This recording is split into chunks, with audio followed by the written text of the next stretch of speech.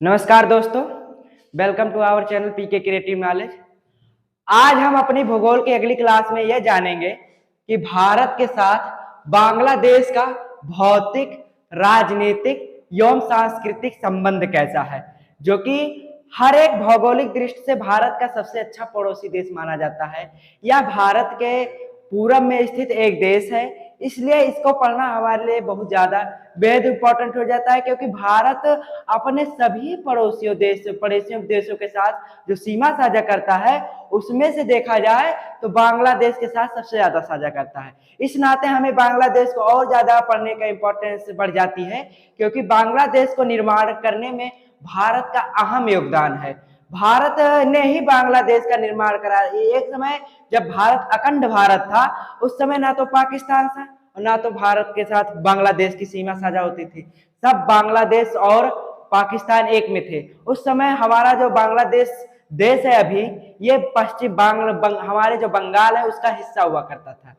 जब यह 1971 की लड़ाई के दौरान बांटा गया, तब उस समय ये हमारा 16 दिसंबर 1971 के बाद एक नए देश का गठन होता है, जिसका नाम है बांग्लादेश।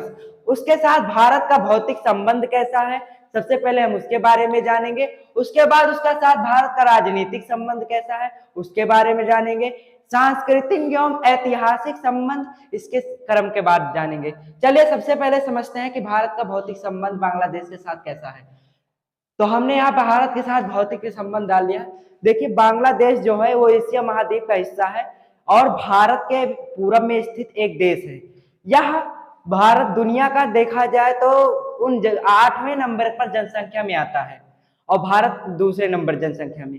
इसलिए यहाँ पे जनसांख्यिकी की दृष्टि से देखा जाए तभी ये बहुत ज्यादा इंपॉर्टेंट देश है। चलिए हम समझते हैं इसके बारे में क्या क्या प्रश्न पुटअप होते हैं।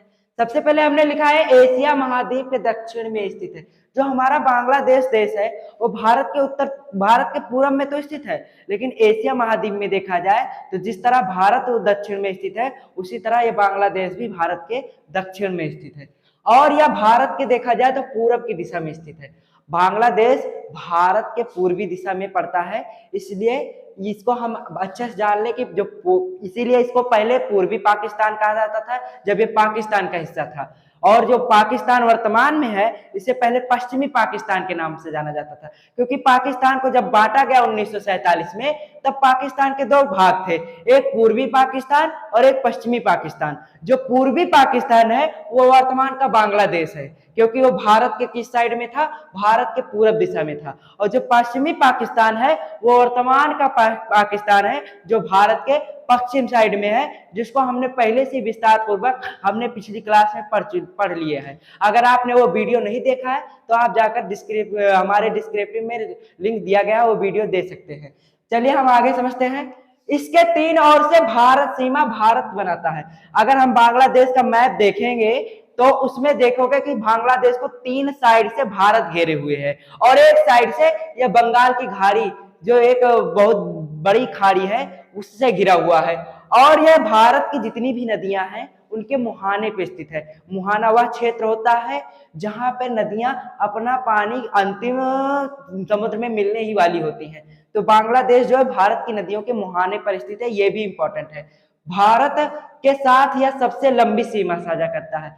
हम देखें तो बांग्लादेश जो है वो भारत के साथ सबसे लंबी सीमा साझा करता है। अगर सभी देशों के साथ इसका कंपेयर कराया जाए तो भारत जो है वो बांग्लादेश के साथ सबसे लंबी सीमा 4096.6 किलोमीटर सीमा साझा करता है, जो कि हमारे सभी पड़ोसियों में से सबसे ज्यादा है। आगे हम देखते हैं कि बांग्लादेश के साथ सीमा साझा करने वाले भारत के राज्य कौन कौन से हैं। ये हमारे लिए बहुत ज्यादा इंपॉर्टेंस हो जाता है, क्योंकि हमें यह भी जानना होता है, आप परीक्षाओं की दृष्टि से ये नहीं इंपॉर्टेंट है कि भारत अपनी सीमा कहाँ कितनी साझा करता है या किस साइड से बनाता है। अब इंपॉर्टेंस ये हो चुका है कि भारत अपनी सीमा कौन से स्टेट के साथ बनाता है। तो यहाँ से हमारे 5 स्टेट आएंगे नाम। उनका नाम है, एक का नाम है पश्चिम बंगाल, दूसरा का नाम है असम, तीसरा का नाम है मेघालय, चौथा का नाम है त्रिपुरा और पांचवा का नाम है मिजोरम।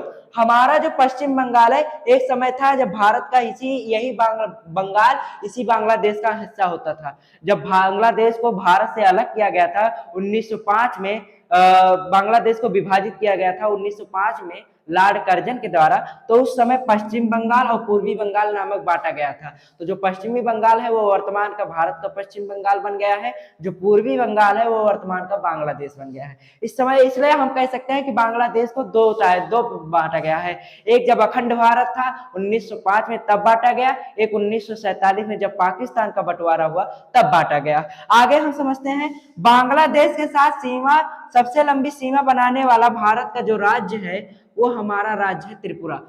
इसके लिए ये सबसे ज्यादा इसलिए सीमा साझा करता है कि जो हमारा स्टेट त्रिपुरा है उसको तीन तरफ से घेरता है। और ये प्रश्न भी बनता है कि त्रिपुरा को तीन ओर से घेरने वाला देश कौन सा है, तो वो हमारा है बांग्लादेश। चलिए, हमारा जो बांग्लादेश के साथ भौतिक संबंध है उसमें जो हमने सीमा देखी थी, जो भारत के साथ सबसे लंबी सीमा साझा करता है, उस सीमा का जो नाम है उस सीमा का नाम है रेड क्लिफ रेखा। ये वही रेड क्लिफ रेखा है जो पाकिस्तान के साथ भी साझा करता है। भारत और पाकिस्तान की सीमा का नाम भी रेड क्लिफ रेखा है और भारत और बांग्लादेश की सीमा के साथ जो सीमा बनाता है उसका भी नाम रेड क्लिफ रेखा है। इसका मेन रीजन ये है कि जब 17 अगस्त 1947 में पाकिस्तान और बांग्लादेश, पूर्वी पाकिस्तान और पश्चिमी पाकिस्तान का निर्माण हुआ था, तो उस समय जो हमारे ब्रिटिश रिटायर्ड अधिकारी थे सर श्री रेडक्लिफ, इन्होंने ही जाकर पाकिस्तान, इन्हीं को जिम्मा दिया गया कि भारत का पाकिस्तान का विभाजन के दौरान जो सीमा का निर्धारण किया जाएगा यही करेंगे। तो पूर्वी और पाकिस्तान की दोनों साइड का जो सीमा का निर्धारण किया था वो इन्होंने ही किया था, सर श्री रेडक्लिफ। इनका नाम बेहद ही इंपॉर्टेंट है, कई परीक्षाओं में ये पूछे जा चुके हैं, इसलिए इनको याद रखिएगा। और इस सीमा का इन्हीं के नाम पर ही इस सीमा का नाम रख दिया गया है, श्री रेडक्लिफ रेखा। और इस सीमा का जो निर्धारण हुआ था वो हमारा हुआ था 17 अगस्त 1947 में। पूर्वी पाकिस्तान के रूप में इसे चिन्हित किया गया था। एक पश्चिमी पाकिस्तान बना था, एक पूर्वी पाकिस्तान बना था। तो जो बांग्लादेश वर्तमान है वो पूर्वी पाकिस्तान के रूप में चिन्हित किया गया था और वहां पे उसका निर्धारण जो किया गया था 17 अगस्त 1947 में। बांग्लादेश को तीनों ओर से घेरने वाला बांग्लादेश से तीनों ओर से घिरने वाला जो भारतीय स्टेट है वो है त्रिपुरा। अगर हम मैपिंग में देखेंगे तो त्रिपुरा ही बांग्लादेश के साथ सबसे ज्यादा सीमा हमारा राज्य बनाता है। तो इस अनुसार हमें यह भी जानना इंपॉर्टेंट है, क्योंकि कई परीक्षाओं में यह प्रश्न बन चुका है कि भारत का वह कौन सा राज्य है जो बांग्लादेश से तीनों ओर से घिरा है, तो है हमारा त्रिपुरा।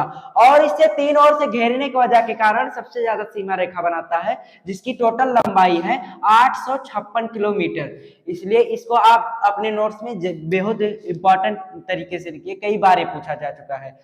यहां तक तो हम समझ लिए कि भारत का भौतिक संबंध, भौतिक सीमा निर्धारण किस तरह का है, और इसमें जो नदियां हैं, पहाड़ हैं, जो इनके बीच में हमारे भौगोलिक संबंध बन रहे हैं, उन चीजों को हम जब भारत का भौतिक विस्तार पढ़ेंगे उसमें कवर करेंगे। अभी तो हम केवल इसका एक संक्षेप जान रहे हैं कि भारत और बांग्लादेश के साथ भारत का रिलेशन कैसे बना है, भौगोलिक रिलेशन क्या था, भौतिक रिलेशन क्या था। अब हम उसके आगे समझेंगे। हमारी जो अगली हेडिंग है राजनीतिक संबंध। ये जानते हैं कि जब भारत और का विभाजन हुआ था 1947 में, तो उस समय पाकिस्तान और भारत नामक दो देश बने थे। उसमें पाकिस्तान के दो भाग थे, एक पश्चिमी पाकिस्तान था, एक पूर्वी पाकिस्तान था। जो हमारा पूर्वी पाकिस्तान था उस पर पश्चिमी पाकिस्तान के नेताओं द्वारा, उनके चरमपंथियों द्वारा इस पर समझ लीजिए एक प्रकार की गुलाम बना के रखते थे, यानी कि उनके अधिकारों का ना तो लोग मानते थे। एक प्रकार से जो पश्चिम पाकिस्तान के लोग बैठे थे उन्हीं की सेना थी, उन्हीं के लोगों द्वारा कंट्रोल किया जाता था इनको। तो यहाँ के लोग जो थे उनके न कोई उनके संसद में नेता होता था, इसलिए उनका बहुत ज्यादा उत्पीड़न किया जाता था। ऐसे में बांग्लादेश, पूर्वी पाकिस्तान के लोगों को अपनी आजादी की मांग उठानी पड़ी, जिसमें भारत ने बहुत ज्यादा ही सहयोग किया। भारत के उस समय के जो नेता थे जवाहरलाल नेहरू, उन्हें भी डर था कि अगर पाकिस्तान भारत के दोनों साइड स्थित रहेगा इससे भारत की सुरक्षा को ज्यादा ज्यादा दिक्कत होगी। और उसके प्रति उन्होंने पहले से ही भारत का, बांग्लादेश का ये चीज मुजीबुर रहमान जो वहाँ के राष्ट्रपिता है उनके साथ अच्छे संबंध थे। ऐसे में ये चीज पहले से मुजीबुर रहमान का काम कायम कर चुके थे कि हम बांग्लादेश, हमारा एक नया देश होगा जिसमें हमारे ही लोगों का शासन होगा। तो उस समय यह कंडीशन फॉलो नहीं हुई। वो कंडीशन तब लगी जब 1971 में इसकी हद पार कर दी। पाकिस्तानियों ने अपनी सारी हद पार कर दी थी। पश्चिमी पाकिस्तानियों ने अपने ही लोगों पर, यानी कि पूर्वी पाकिस्तानियों के लोगों पर बहुत ज्यादा जुल्म ढा रहे थे। उनको जब चाहते थे मार देते थे, जब चाहते थे उनकी हत्या कर देते थे। बच्चों और महिलाओं तक को भी ये लोगों ने शोषण कर दिया। इनकी सेना इतनी बर्बरता पे उतर आई थी कि उनको काटते थे, उनके साथ रेप करते थे। ऐसी स्थिति जब आ गई तो उस समय बांग्लादेश के जो नागरिक थे, पूर्वी पाकिस्तान के जो नागरिक थे, उनके पास एक ही विकल्प था कि वो हथियार उठाकर अपनी लड़ाई स्वयं लड़े। ऐसे में उन्होंने भारत के साथ मदद की हाथ बढ़ाया। जिस समय उस समय की जो तात्कालिक प्रधानमंत्री थी वो इंदिरा गांधी थी। उन्होंने ऐसे अवसर पर बांग्लादेश को बनाने में भारत ने पूरा सहयोग किया था। इस समय जब 26 मार्च 1971 में बांग्लादेश के लोगों ने अपनी स्वतंत्रता का घोषणा कर दी, तब भारत ने उसी समय से एक मुक्ति सेना नामक एक क्या कहते हैं संगठन बना था, जो वहां के लोगों को हथियार चलाना सिखाती थी, वहां के लोगों को पाकिस्तान सेना से मुकाबला करने के लिए ट्रेनिंग देती थी।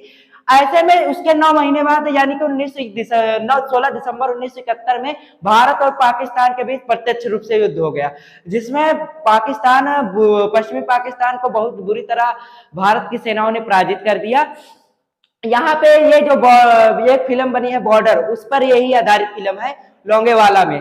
वहां पे भी भारत ने पराजित किया था और ये पाकिस्तान की दुनिया की सबसे बड़ी हार हुई थी, क्योंकि उसमें लगभग 90,000 सैनिकों ने, पाकिस्तान के सैनिकों ने भारत के मात्र 25,000 सैनिकों के सामने आत्मसमर्पण कर दिया था। तो उस समय जो 26 मार्च को इन्होंने अपनी स्वतंत्रता की घोषणा की थी बांग्लादेश के लोगों ने, इसलिए 26 मार्च को ही ये लोग अब अपना स्वतंत्रता दिवस मनाते हैं। तो बांग्लादेश का जो स्वतंत्रता दिवस होता है वो 26 मार्च को होता है। और बांग्लादेश को जो स्वतंत्रता मिली थी भारत के प्रयासों के बाद, वो मिली थी 16 दिसंबर 1971 में, जिस दिन दो भारत के जो पाकिस्तान के मेजर जनरल थे उन्होंने सिग्नेचर कर दिया था बांग्लादेश को आजाद होने के लिए। उसी दिन से भारत बांग्लादेश अच्छे मित्र की तरह देश के रूप में उभर कर सामने आए। तब से भारत और बांग्लादेश के बीच मधुर रिश्ते हैं।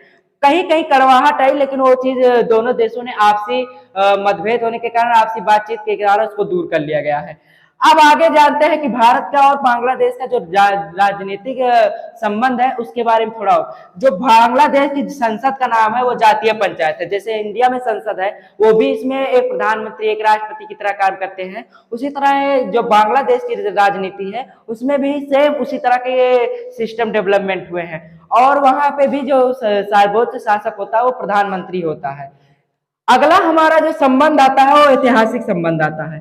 ऐतिहासिक संबंध सबसे ज्यादा इंपॉर्टेंट है, क्योंकि प्राचीन समय से ही बांग्लादेश जो वर्तमान में है भारत का हिस्सा यह होता करता था। जब ये क्या कहते थे, भारत अखंड भारत था, तो उस समय ये बंगाल, भारत का एक बंगाल नामक क्षेत्र हुआ करता था, जिसमें भारत के ही कई हिंदू शासकों ने राज किया था।